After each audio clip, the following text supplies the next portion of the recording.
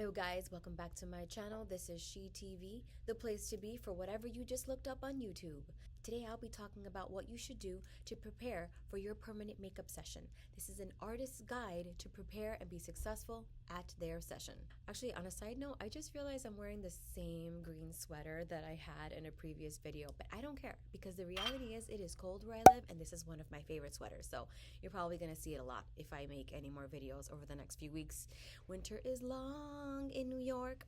Anyway, let's not get sidetracked, okay guys? Let's not get sidetracked.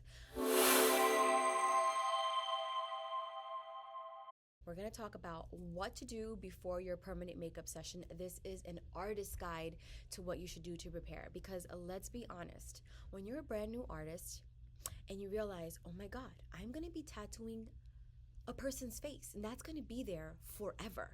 It feels a little nerve-wracking. Now, if you don't feel like this is the wrong video for you. Goodbye, keep going.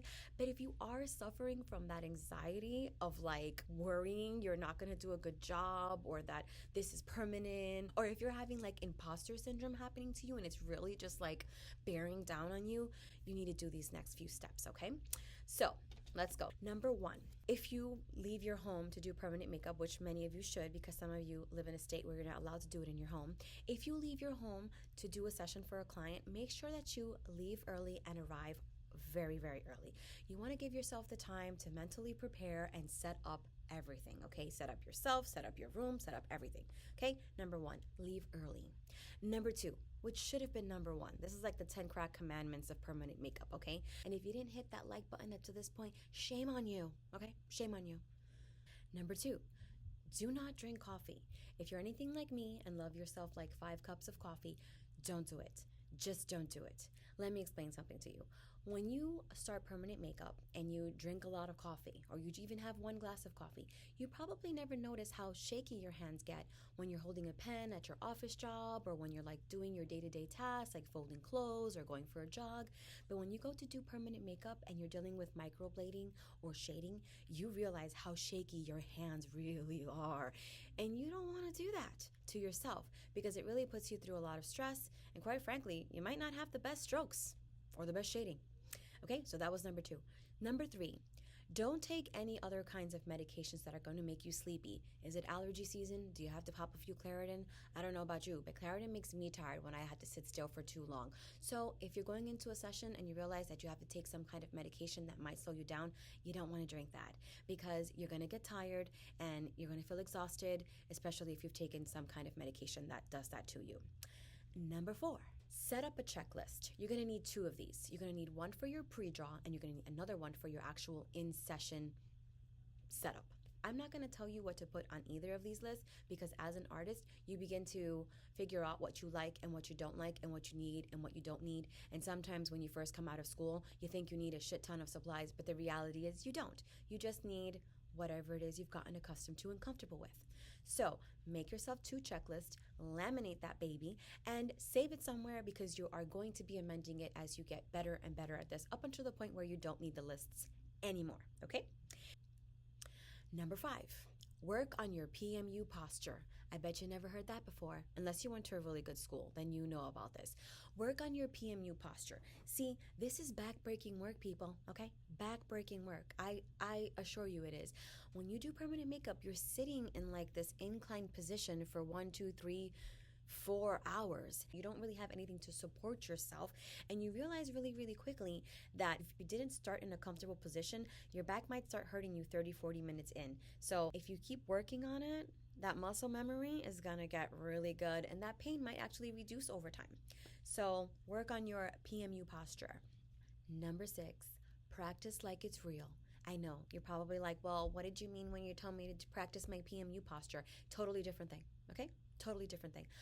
But what I want to tell you is that you need to be practicing like it's real every single time if you can.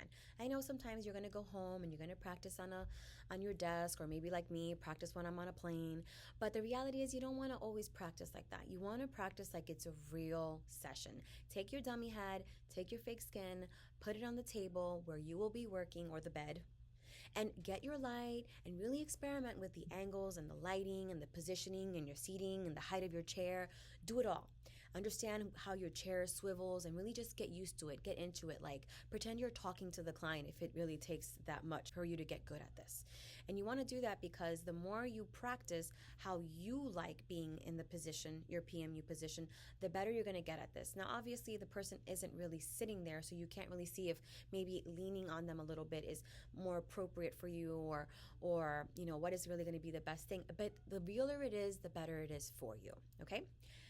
Number 7, test your products and tools.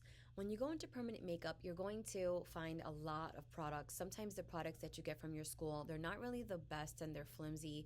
And you're going to start purchasing things left and right. It happened to me. I did it. I purchased all kinds of like measuring devices and all kinds of like bow and arrows and all these things.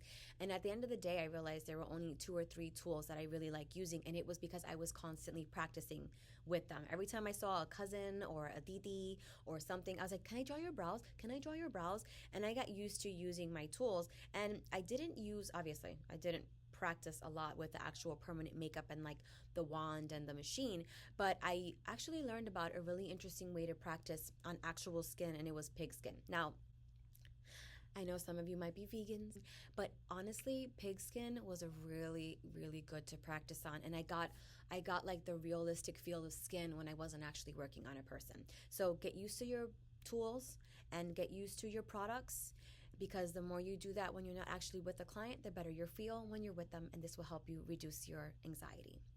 Number 8, use your numbing time wisely. And when I say wisely, I mean use it to freaking relax, okay? You're about to go into a 2-hour session. This is like surgery here, people, okay? You're changing someone permanently. You really are, okay? So what you need to do is take yourself and go to the bathroom. Make sure you pee. Please, make sure you pee. Use this time for you. Okay, don't sit there talking to the client the entire time. Let the client relax, maybe even fall asleep. That's the best thing. It's the one they fall asleep. It's great. And go be by yourself. Don't answer the phone. Don't take any important drastic calls, because if you take a call during your relaxing time, your numbing time, you might get some kind of jolting information that now you have to let live rent-free in your head while you're doing the session for about 2 or 3 hours. So please stay away from the phone. Don't go on Facebook or Instagram or Twitter or whatever the heck it is and see anything that's going to get you all riled up. You want to use this time to be totally relaxed so you can go into your session with the right state of mind. Leaving the baggage at the door, it's easier said than done, okay? Especially when you're going into a permanent makeup session. Number 10. And I know what you're going to say, but I don't like doing that. Number 10, journal about the experience. Even if you write a short paragraph, client late, took long time filling out forms. Her skin was weird. I think I did one tail too long. Next session I will fix with blah, blah, blah. Whatever it is you need to write, journal about it. Because these first few sessions that you're doing all by yourself are going to prepare you for the rest of the sessions of your life. And it's going to get easier and easier every single time you do it. I hope I've given you guys a lot of valuable information that will help you in your permanent makeup journey. If you have any questions or any comments or just like any funny stories about your permanent makeup ventures, please share them below. I would love to talk to somebody else about permanent makeup besides like my husband. And ta-ta for now. Ciao, bacalao. Bye.